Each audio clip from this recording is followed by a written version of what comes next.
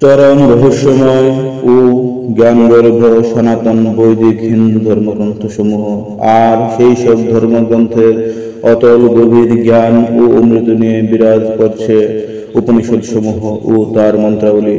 ধীরে ধীরে যুক্তিতর্ক ও ব্যাখ্যার পর্দা সরিয়ে চলুন জেনে নেই হিন্দু ধর্মীয় গ্রন্থের কিছু মন্ত্রাবলী ও তার অর্থসমূহ। জানতে হলে এবং এই চ্যানেলে নতুন হলে এখনই সাবস্ক্রাইব করুন আমাদের বাঙালির তন্ত্রমন্ত্র ইউটিউব চ্যানেলটিকে। বাংলা ভাষায় সাজানো অডিও ও ভিডিও লাইব্রেরি। আসুন প্রিয় দর্শক ও শ্রোতা, তাহলে এবার শুরু করা যাক উপনিষদের মন্ত্রসমূহ। বৃহদারণ্যক উপনিষদ পঞ্চম অধ্যায় প্রথম ব্রাহ্মণ। ওম পূর্ণমদঃ পূর্ণমিদং পূর্ণাৎ পূর্ণমুদচ্যতে পূর্ণস্য পূর্ণমাদায় পূর্ণমেবাবশিষ্যতে।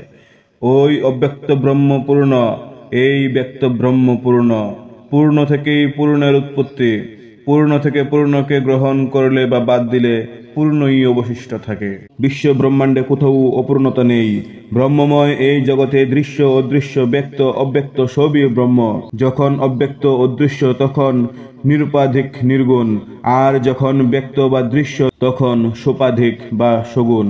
নিরাকার সাকার দুই সত্য, যা সত্য তাই পূর্ণ।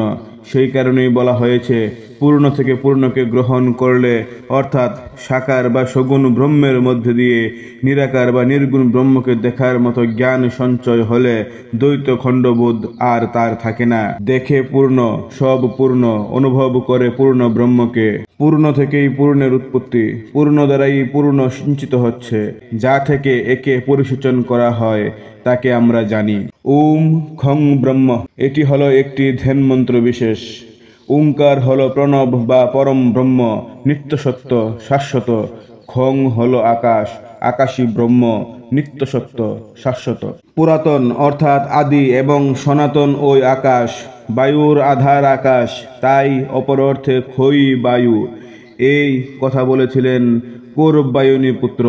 তিনি বলেছিলেন ব্রহ্মবিদ ব্রাহ্মণদের কাছে, এই বেদ, যা কিছু জানবার আছে তা এরই মধ্যে আছে। বায়ু বা মাতরিশ্বর প্রাণ শক্তি চিরপুরাতন। বাইরের জগতে আকাশ আধার, শরীরে হৃদয় আকাশ আধার। ইন্দ্রিয়রা প্রাণে এক, দেবতারা বায়ুতে এক। যা প্রাণ তাই বায়ু, যা বায়ু তাই ব্রহ্ম।